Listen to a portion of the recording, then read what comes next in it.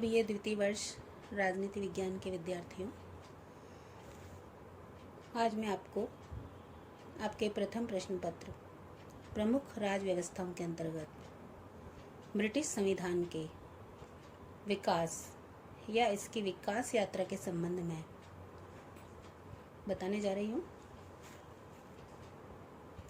British संविधान के विकास को यदि हम देखें तो इसे निम्नलिखित 6 युगों में विभक्त किया जा सकता है। ब्रिटिश संविधान विश्व का पहला ऐसा संविधान है जिसका धीरे धीरे विकास हुआ है, न कि इसको निर्मित किया गया। ब्रिटिश संविधान की यही विशेषता इसे पूरे विश्व में अनूठा बनाती है। ब्रिटिश संविधान का विकास लगभग 1600 वर्षों का रहा है और सुविधा के लिए हम इसको 6 भागों में विभक्त करते हैं। सर्वप्रथम पहला जो चरण है विकास का, उसको एंग्लो सेक्शन काल के नाम से जाना जाता है, जो 5वीं सदी से 1066 ईस्वी तक रहा। इस काल में सीमित राजतंत्र की स्थापना हुई और नियंत्रित राजपद और स्थानीय स्वशासन का प्रारंभ भी हुआ।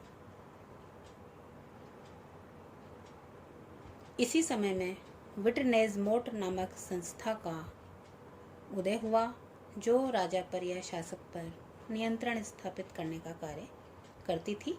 तो सर्वप्रथम नियंत्रित राजपद की जो शुरुआत है या सीमित राजतंत्र की जो स्थापना है, वो एंग्लो सेक्शन काल में देखने को मिलती है। दूसरा प्रमुख काल जिसे हम नॉर्मन एंजविन काल बोलते हैं, और इसका समय था सन 1066 ईस्वी से 1153 ईस्वी। इसमें राजकीय निरंकुशता का उदय हुआ और सीमित सरकार भी रही। संवैधानिक सरकार या संवैधानिक संस्थाओं का जो उदय है, उसके पूर्व की ये स्थिति थी और इसमें क्यूरिया रेजिस नामक संस्था उदित हुई। आगे जाकर इसी से प्रिवी काउंसिल का जन्म हुआ। तीसरा जो महत्वपूर्ण चरण है विकास का, उसे हम प्लेंटेगेनेट और लैंकास्ट्रियन काल कहते हैं। प्लेंटेगेनेट 1153 से 1399 ईस्वी तक रहा और लैंकास्ट्रियन 1399 से 1445 तक रहा। यही वह काल था जिसमें वैधानिक संस्थाओं का उदय माना जाता है। इसी काल में एक बहुत ही महत्वपूर्ण घटना घटित हुई, जिसे हम मैग्ना कार्टा या वृहत अधिकार पत्र के नाम से जानते हैं, जो 1215 में हस्ताक्षरित किया गया। इसी समय में पार्लियामेंट या संसद का उदय भी होता है 1295 ईस्वी में।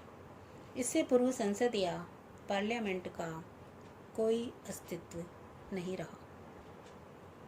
मैग्ना कार्टा नामक की जो घटना है, ये विश्व प्रसिद्ध है और सर्वप्रथम निरंकुश राजतंत्र के ऊपर नियंत्रण या अंकुश लगाने के लिए जो जनप्रतिनिधियों द्वारा कदम उठाया गया, उसकी दिशा में ये मील का पत्थर साबित हुई।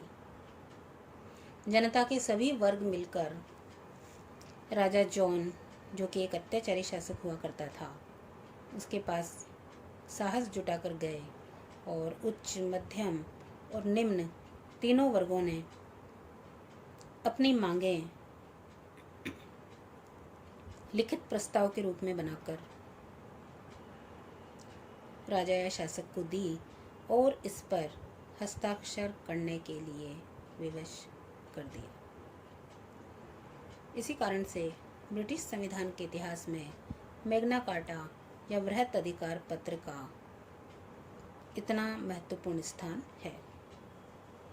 इसी प्रकार से संसद की हम बात करें तो संसद या पार्लियामेंट नामक संस्था का उदय अभी तक ब्रिटेन में संभव नहीं था, पर 1295 ईस्वी में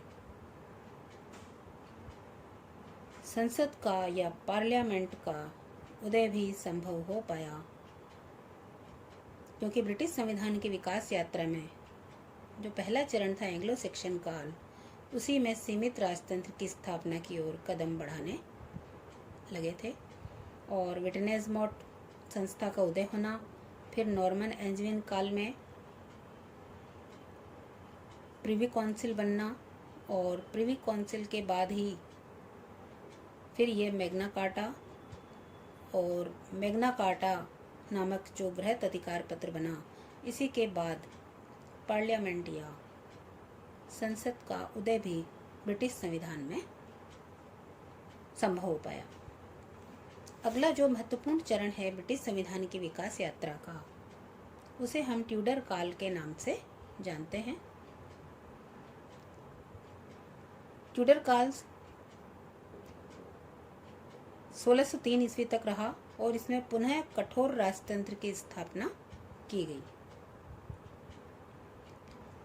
1449 से 1603 ईस्वी का जो ट्यूडर काल था, इसमें एक बार पुनः ब्रिटिश राज्य व्यवस्था कठोर राजतंत्र की ओर जाती दिखाई दी, और इस तरह से प्रारंभ में जो सीमित राजतंत्र की स्थापना की गई, वो ट्यूडर काल तक आते आते कठोर राजतंत्र में परिवर्तित हो गई।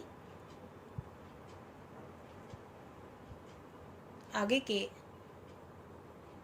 व्याख्यान में मैं आपको ब्रिटिश संविधान के विकास के अन्य चरणों के बारे में विस्तार से बताऊंगी। धन्यवाद।